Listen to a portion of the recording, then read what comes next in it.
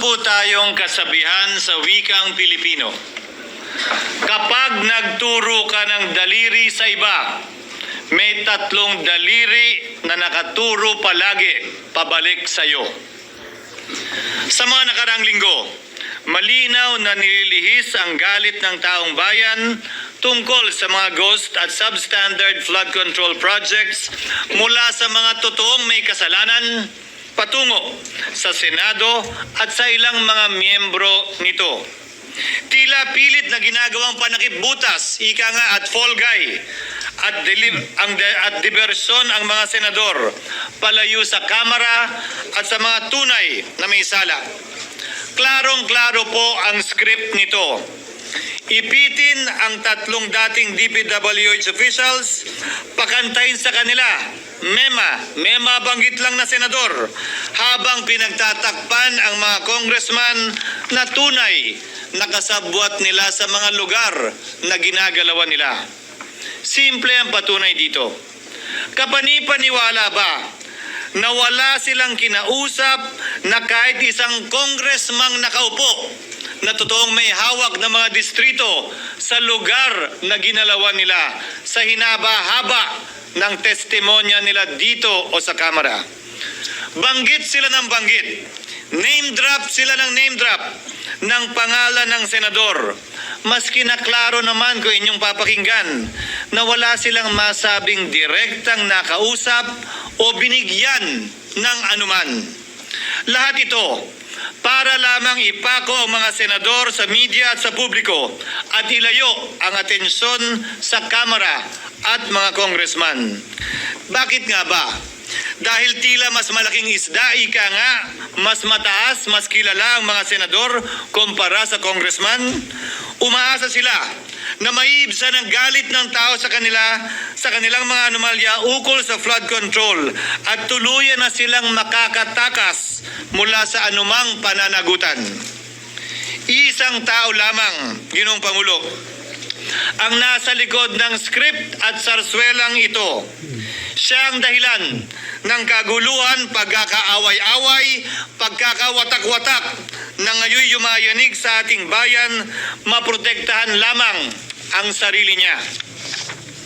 Ang pangalan niya ay matagal nang bulong-bulungan sa bawat sulok ng bansa, pero ngayon, unti-unti nang sinisigaw ng taong bayan.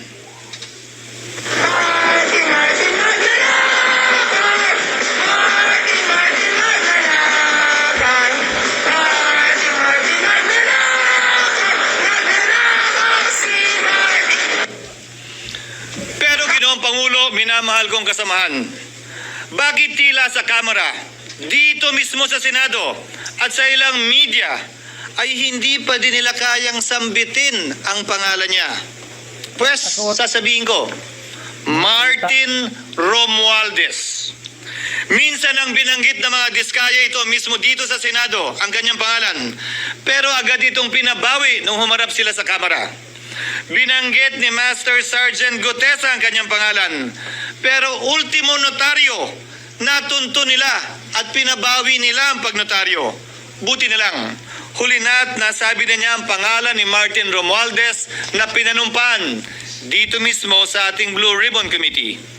Hindi ba't si Ginoong Gutesa hindi ba't si Sergeant Gutesa lamang ang bukod tanging testigo na walang kinalaman, hindi sangkot sa flood control issue, walang hininging immunity, deal o proteksyon kapalit ng kanyang pagtestigo? Siya ang kauna-unahang nagtestigo na personal na naghatid ng pera sa bahay mismo ni Martin Romualdez. Ang salaysay niya, Ginoong Pangulo, ay kumpirmasyon ng matagal nang isinisiwalat ni Congressman Chanco at Mayor Magalong kung sino ang ulo sa paglilimas sa kaban ng bayan na ating naririnig na rin. Sige, 13,803,693 with Congressman Saldico as proponent. For the record, ang binabanggit po nating Representative Elizalde siya po yung chairman ng House Appropriations Committee.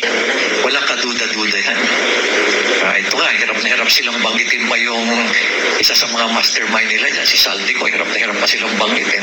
May isa pang mas mataas sa kanya. Hindi naman gagalaw yun kung walang siyempre hindi naman gagalaw yun kung walang pahintulot yung mas mataas sa kanya. Which is the House Speaker. Sige, third. Ginoong Pangulo, pahintulutan niyo po ako magkwento ng konti upang patotohanan ang mga salitang ito. Taong 2023 nung tinalaga si Ginoong Kiko Laurel bilang kalihim ng kagawaran ng agrikultura. Bilang suporta sa kanyang mandato, tinanong ko noon ang isang simpleng katanungan sa budget process natin. Bakit mas malaki ang pondo ng flood control kesa sa agrikultura? Why is it that the budget for flood control is bigger than the budget of the Department of Agriculture or the agriculture sector as a whole?